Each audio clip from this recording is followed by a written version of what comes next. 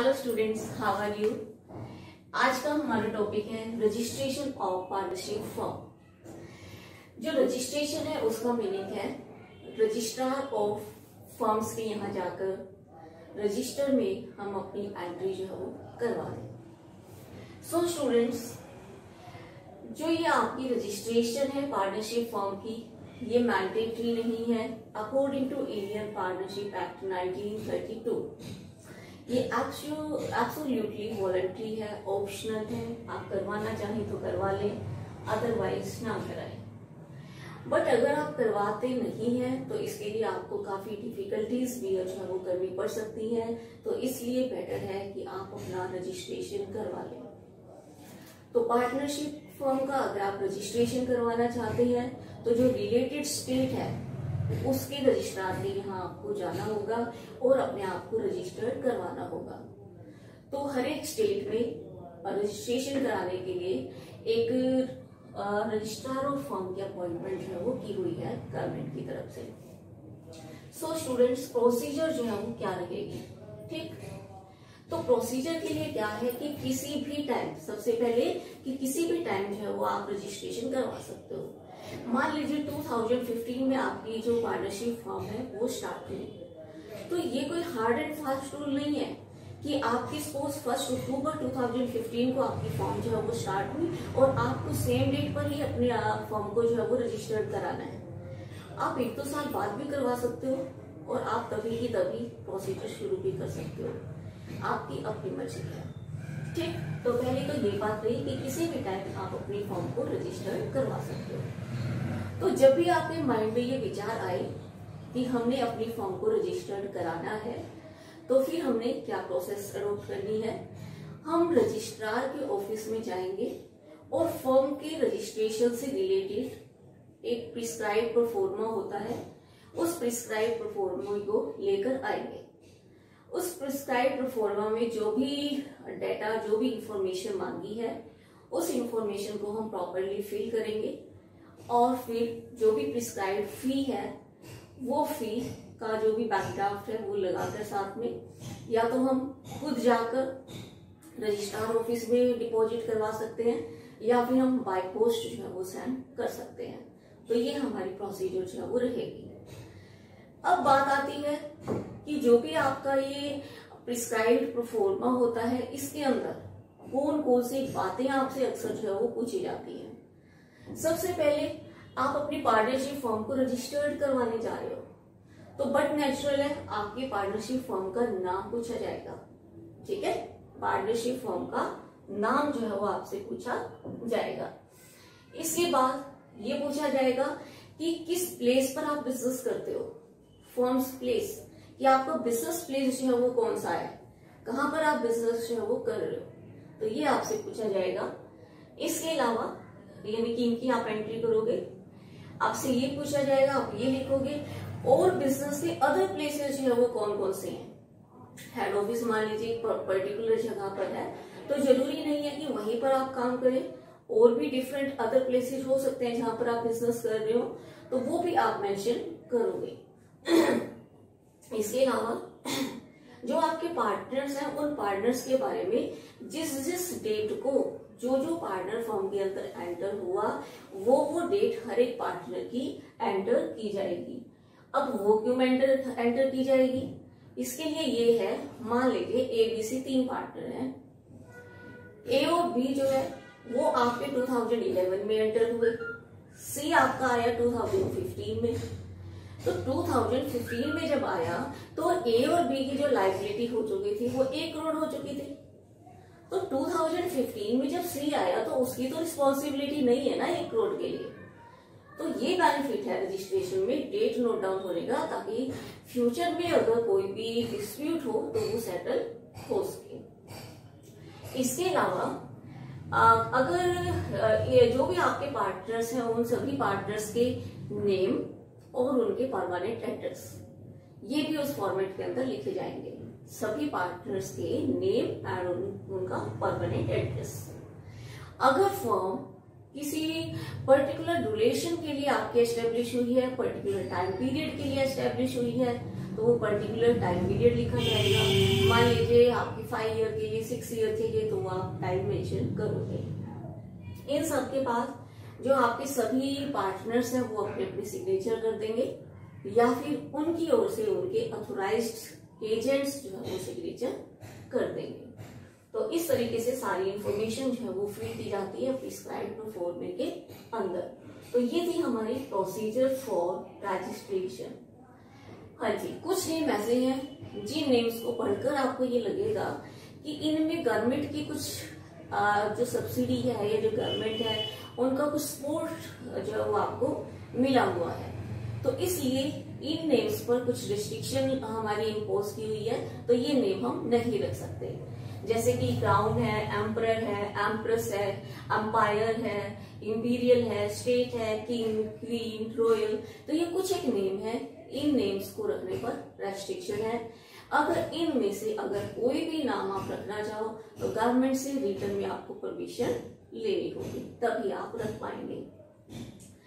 अब जब रजिस्ट्रार इन सभी इंफॉर्मेशन से, जो भी आपने इंफॉर्मेशन सारी फिल की अपने फॉर्मेट के अंदर, तो जब रजिस्ट्रार इन सारी इंफॉर्मेशन से सेटिस्फाइड हो जाता है, फिर वो अपने रजिस्टर के अंदर आपकी फर्म का नाम जो है वो एंटर कर लेता है।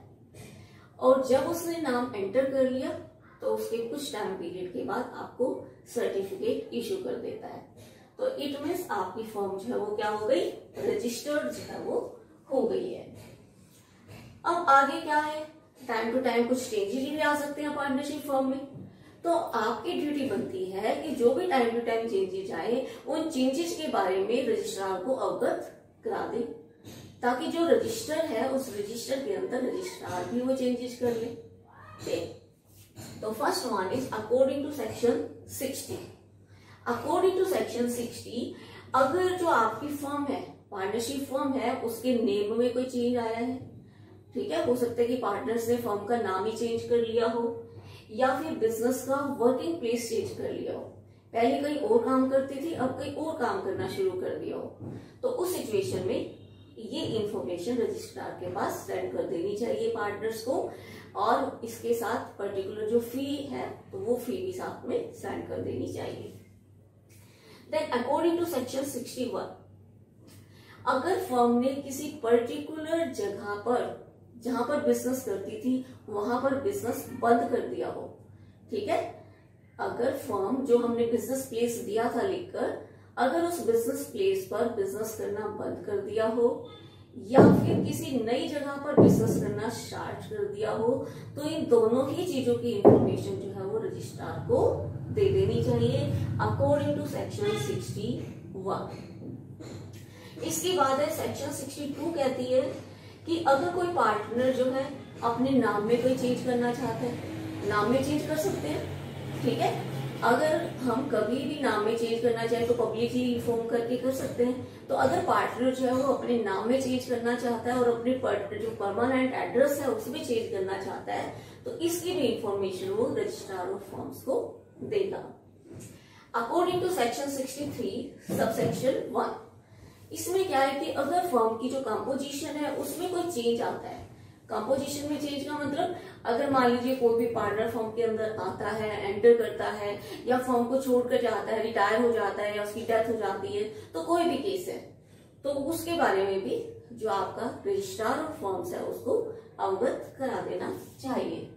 देन सेक्शन 63 सबसेक्शन 2 के अकॉर्डिंग, अगर कोई पर्सन माइनर है, अब वो मेच्योर हो गया है और मेच्योर होने के बाद वो पार्टनर बने रहना चाहता है फर्म के अंदर, तो इस चीज की भी इंफॉर्मेशन रजिस्ट्रार ऑफ फर्म्स को होनी चाहिए। जो इंफॉर्मेशन है वो पर्सन खुद भी दे सकता है जो पार्टनर बने रहना चाहता है, ठीक है, या उसकी तरफ से एजेंट भी दे सकता है। अकॉर्डिंग टू सेक्शन 64, जो सारे के सारे पार्टनर हैं वो खुद भी अप्लाई जो है वो कर सकते हैं कि ये चेंजेस जो है वो रजिस्टर के अंदर कर दीजिए।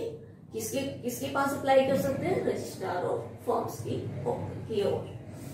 देन अकॉर्डिंग टू सेक्शन 65 कि जो कोर्ट है उसकी तरफ से भी ऑर्डर आ सकता है, वो भी डिसीजन दे सकता है रजिस्ट्रार ऑफ फर्म्स को कि जो भी रजिस्टर है उसके अंदर ये डिसीजन जो है वो कर लीजिए, रेक्टिफिकेशन जो है वो आप कर लीजिए।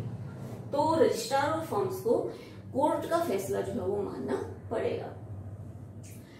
इसके अलावा अकॉर्डिंग टू सेक्शन 66 हर एक पर्सन को राइट है कि वो कि जो आपका रजिस्टर है उसको वो इंस्पेक्ट कर सके, रजिस्ट्रार के रजिस्टर को वो इंस्पेक्ट कर सके, देख सके और उसकी कॉपी लेना चाहे तो वो अकॉर्डिंग टू सेक्शन 67 जो फी है वो देकर कॉपी भी ले सकते हैं। अभी जैसे कि हमने बात की कि जो रजिस्ट्रेशन है फर्म्स का वो मैंडेटरी नहीं है, ऑप्शनल है। अब अगर हम नहीं करवाते हैं तो क्या होगा, तो हमें काफी डिफिकल्टीज जो है वो बियर करनी पड़ सकती हैं। तो क्या कॉन्सिक्वेंसेस होंगे नॉन रजिस्ट्रेशन के, वो हम करने जा रहे हैं। तो जो हमारा ये इंडियन पार्टनरशिप एक्ट है 1932, ये क्या है, ये इंग्लिश लॉ के ही कॉपी है ऑलमोस्ट, ठीक। लेकिन इंग्लिश लॉ क्या कहता है कि रजिस्ट्रेशन करवाना चाहिए, बट हमारा इंडियन कंपनी लॉ 1932 में क्या है कि इसको ऑप्शनल माना है, रजिस्ट्रेशन आपका मैंडेटरी नहीं है, एब्सोल्युटली ऑप्शनल है। सो स्टूडेंट्स, कौन से कॉन्सिक्वेंसेस हैं? First one is no partner can file suit against the other partner. अगर आपकी फर्म जो है वो रजिस्टर्ड नहीं है तो कोई भी पार्टनर अदर पार्टनर्स के अगेंस्ट केस फाइल नहीं कर सकता, ठीक। अब मान लीजिए पार्टनर्स के बीच म्यूचुअल कॉन्ट्रैक्ट्स जो है वो हो सकते हैं, ठीक है, और उनसे क्रिएट होने वाले जो राइट्स हैं उनको रेगुलेट करने के लिए वो आपस में केस फाइल नहीं कर सकते, तो ये नुकसान है। Secondly, firm can't file suit against any partner. इसी तरीके से अगर एक पार्टनरशिप फर्म रजिस्टर्ड नहीं है तो वो भी किसी पार्टनर के अगेंस्ट केस फाइल नहीं कर सकती। क्यों नहीं कर सकती? क्योंकि फर्म की कोई लीगल एंटिटी है ही नहीं, वो रजिस्टर्ड नहीं है। अब थर्ड पॉइंट है कि no partner can file a suit against the firm. अब कोई भी पार्टनर जो है वो फर्म के अगेंस्ट केस फाइल नहीं कर सकता, ठीक है। अगर फर्म रजिस्टर्ड नहीं है तो कोई भी पार्टनर फर्म के अगेंस्ट केस नहीं कर सकता। लेकिन इसमें एक बात ध्यान रखनी है कि पार्टनर ने अगर फर्म का डिसोल्यूशन कराना है तो फर्म के डिसोल्यूशन के लिए वो केस कर सकता है और फर्म से हिसाब किताब मांग सकता है। इसके लिए रजिस्ट्रेशन करवाना जरूरी नहीं है, वैसे वो केस फाइल नहीं कर सकता। Then firm can't file suit against the third party. Firm जो है वो थर्ड पार्टी के अगेंस्ट केस नहीं कर सकती, ये और भी सबसे बड़ा नुकसान। फर्म जो है वो थर्ड पार्टी के अगेंस्ट केस जो है वो नहीं कर सकती। अब मान लीजिए ये दो कंसर्न है, एक एबीसी कंसर्न है और एक एक्सवाईजेड कंसर्न है। अब आपस में दोनों के बीच एबीसी ने 1 लाख रुपए की ट्रांजेक्शन जो है वो हुई उन दोनों के बीच, क्रेडिट ट्रांजेक्शन। एबीसी ने 1 लाख का उधार माल जो है वो बेचा एक्सवाईजेड लिमिटेड को। अब जो एक्सवाईजेड लिमिटेड है वो 1 लाख रुपीज पे नहीं कर रही, तो जो एबीसी है वो केस फाइल कर ही नहीं सकती एक्सवाईजेड के अगेंस्ट। क्यों नहीं कर सकती? क्योंकि एबीसी लिमिटेड जो है वो क्या है, रजिस्टर्ड नहीं है। अब जो लॉ है वो एक बेनिफिट और देता है एबीसी को कि आप बेशक बाद में रजिस्ट्रेशन करवा लो। अब ये जो 1 लाख का धोखा हुआ तो कुछ टाइम बाद जो है वो जाते हैं, ये बाद में जाते हैं एबीसी अपना रजिस्ट्रेशन करवाने। तो अगर एबीसी 3 लोग ही हैं तो फिर ये अगर रजिस्ट्रेशन करवा लेते हैं और फर्म रजिस्टर हो जाती है, फिर तो ये एक्सवाईजेड के अगेंस्ट कर सकते हैं केस। बट अगर सी की डेथ हो जाती है तो रह गए कौन, ए और बी। तो फिर जो आप एबीसी कंसर्न था वो सिर्फ ए बी रह गया। फिर ए बी फर्म जो है वो एक्सवाईजेड के अगेंस्ट केस नहीं कर पाएगी, क्योंकि इसकी ये भी टर्म एंड कंडीशन ये है कि अब बाद में अगर आप रजिस्ट्रेशन करवाते हो तो सेम पार्टनर्स जो है वो होने चाहिए। 4th point, firm can't file suit against the third party, कि जो फर्म है अगर वो रजिस्टर्ड नहीं है तो वो थर्ड पार्टी के अगेंस्ट केस फाइल जो है वो नहीं कर सकती। तो ये सबसे बड़ा नुकसान है कि थर्ड पार्टी जो है वो आपका कितना ही बड़ा नुकसान कर दे, लेकिन अगर आप एज अ फर्म रजिस्टर्ड नहीं हो तो आप थर्ड पार्टी के अगेंस्ट केस फाइल नहीं कर सकते। Third party also can file a suit against the firm.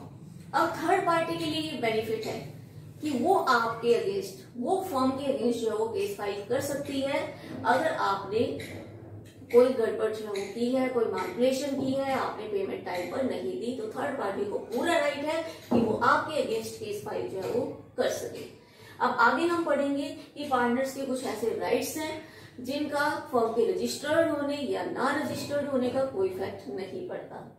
First of all कि हर एक पार्टनर को ये राइट है कि वो फर्म के डिसोल्यूशन के लिए कोर्ट में जा सकता है, फर्म को डिसोल्व करवा सकता है। इसके अलावा उसे फर्म को डिसोल्व करवाने का तो राइट है ही, साथ में फर्म से हिसाब किताब मांगने का भी राइट है। और पीछे मैंने बताया था कि जो थर्ड पार्टी है उसके अगेंस्ट सिर्फ और सिर्फ 100 रुपीज के लिए ही केस किया जा सकता है, ओनली 100 रुपीज। जो ऑफिशियल रिसीवर है वो इंसॉल्वेंट की एसेट को रियलाइज कर सकता है, ठीक है। जो ऑफिशियल रिसीवर है इंसॉल्वेंट पर्सन की एसेट को अपने अंडर ले सकता है, रियलाइज कर सकता है। इसके अलावा उस फर्म या पार्टनर पर, ठीक है, उस पर्टिकुलर फर्म या उन पर्टिकुलर पार्टनर्स पर कोई इफेक्ट नहीं पड़ेगा जिनका हेड ऑफिस आउटसाइड इंडिया है, चाहे फर्म रजिस्टर्ड है या नहीं है। Now come to last topic, advantages of registration. अगर आपकी फर्म रजिस्टर्ड है तो क्या फायदे होंगे? First of all advantages to firm. Firm को सबसे बड़ा फायदा ये है कि थर्ड पार्टी के अगेंस्ट वो केस कर सकती है। कल को अगर कोई भी प्रॉब्लम है, कोई भी मैनिपुलेशन की है थर्ड पार्टी ने, तो फर्म इस लायक हो जाएगी कि वो केस कर सके। क्योंकि अगर अनरजिस्टर्ड होती थी तो ये बहुत बड़ा नुकसान था कि थर्ड पार्टी के अगेंस्ट वो केस नहीं कर पाती थी। इसके अलावा पार्टनर्स के अगेंस्ट भी केस कर सकती है जो पार्टनरशिप फर्म है वो। देन एडवांटेज टू पार्टनर्स, जो हमारे पार्टनर्स हैं उनको भी एडवांटेजेस हैं। उनको क्या एडवांटेज है रजिस्टर्ड होने का कि पार्टनर्स आपस में भी एक दूसरे के अगेंस्ट केस कर सकते हैं या फिर म्यूचुअल इंटरेस्ट में फर्म के ऊपर भी वो केस कर सकते हैं रजिस्टर्ड होने से। एडवांटेजेस टू इनकमिंग पार्टनर, जो आपका इनकमिंग पार्टनर है जो फर्म के अंदर एंटर हुआ है, अगर पहले क्या होता था कि अगर रजिस्टर्ड नहीं होती थी तो क्या था, औरों की ऑनेस्टी पर ही वो डिपेंड करता था। बट अगर रजिस्टर्ड हो गया है, हो गई है फर्म, तो उस सिचुएशन में क्या है कि वो अपने राइट्स के लिए फर्म के ऊपर केस कर सकता है। हाँ, कुछ फील्ड में जो है उसको पहले भी राइट थे अगर फर्म रजिस्टर्ड नहीं थी तब भी, जैसे कि कभी भी उसने फर्म को डिसोल्व करवाना है तो वो डिसोल्व करवा सकता था, हिसाब किताब जो है वो मान सकता था। बट अब ज्यादा बेनिफिट है रजिस्टर्ड होने से। एडवांटेजेस टू आउटगोइंग पार्टनर, जो आपका आउटगोइंग पार्टनर है उसको क्या बेनिफिट है कि अगर आपका आउटगोइंग पार्टनर है तो उसको अपने रिटायर होने की या एक्सपेल होने की या जो भी है, जो भी केस है जिस कारण से वो फर्म को छोड़कर जा रहा है, इस बात की इंफॉर्मेशन, इस बात वो जो आपका रजिस्ट्रार ऑफ फर्म है उसको देनी होगी और साथ में पब्लिक नोटिस है वो देना होगा। इससे उसको क्या फायदा होगा कि वो फर्म के एक्ट के लिए फ्यूचर में जिम्मेदार जो है वो नहीं होगा। Okay students,